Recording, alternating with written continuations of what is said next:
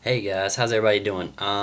Today I'm going to start off a new series of videos. It's going to be lessons for the average gamer, and today's going to be map movement. I've had several people ask me to do a video on map movement, just really general.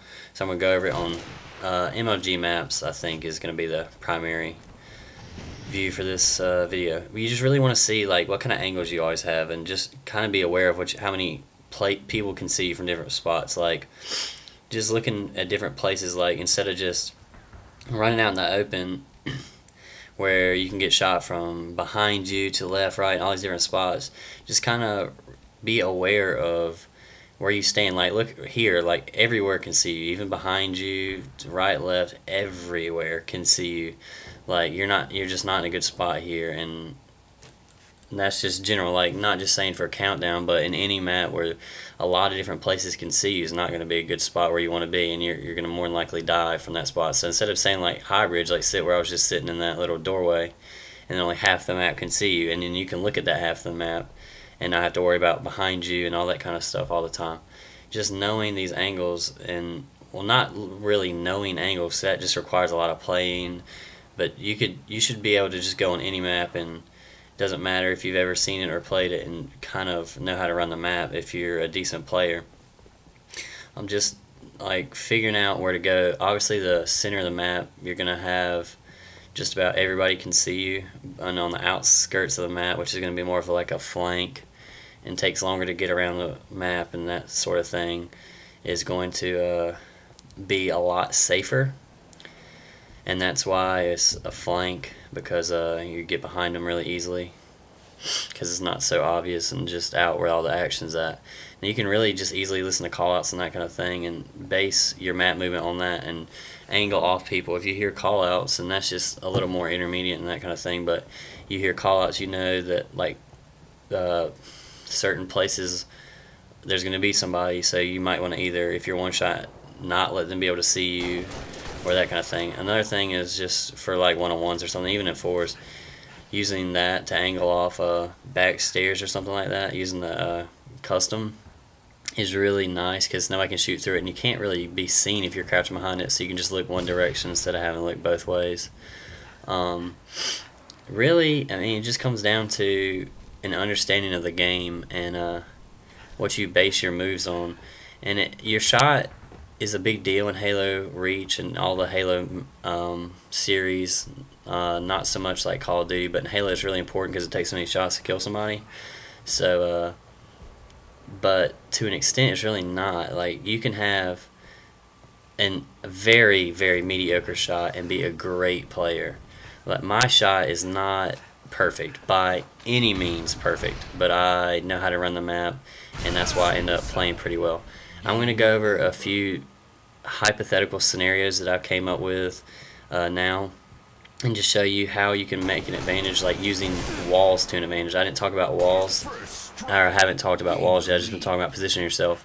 But using walls, and here's from his perspective, using walls so you can, if you get one shot, you can cover, and like you just confuse your opponent basically.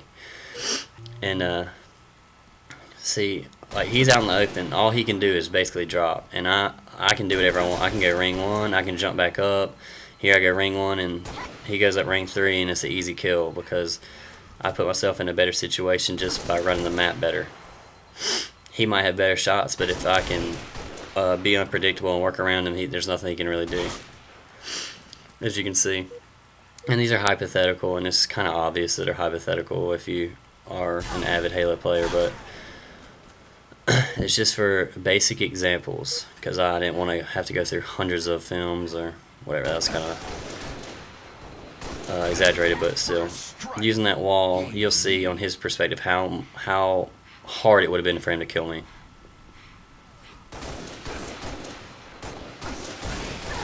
Just really easy. I even missed a shot, or maybe even two, I don't know, and it was not a clean 5 shot, and I still easily got him. Here he has a sniper, just easily push him, just kind of be unpredictable and sticking near walls.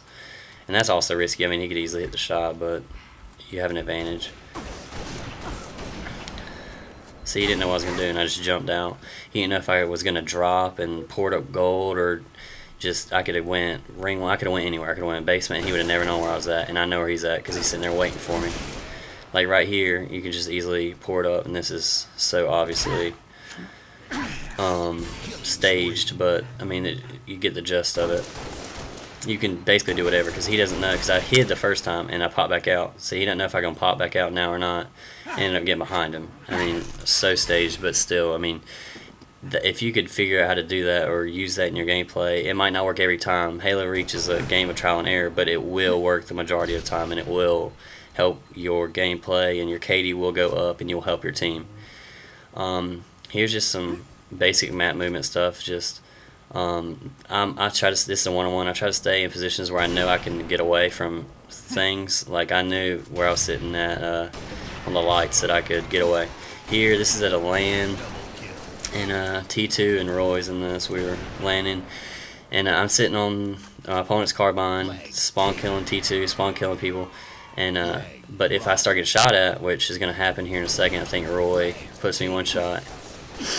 Yeah, Roy puts me one shot, and I blame him, which is kind of lucky, but I easily dropped and didn't die.